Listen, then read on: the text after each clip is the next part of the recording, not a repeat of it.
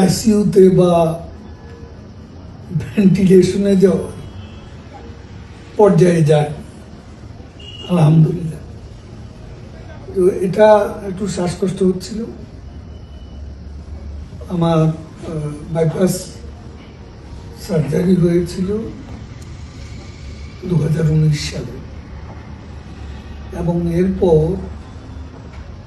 প্রচণ্ড শীত যখন হয়, শীতের সময় একটু অসতর্ক হলে শ্বাসকষ্টটা বেড়ে যায়, এবং সে কারণে আমাকে 3-4 দিনের জন্য হসপিটালে যেতে হয়েছে।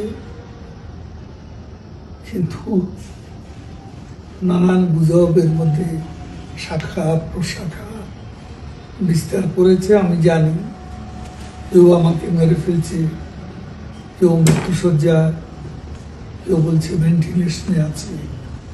5 আগস্টের পরে এমন পরিস্থিতি আরো অনেকবার হয়েছে।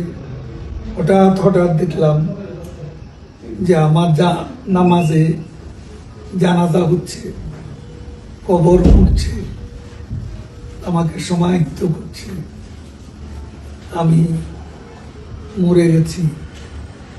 এ ধরনের গুজব বহুবার ছড়ানো হয়েছে।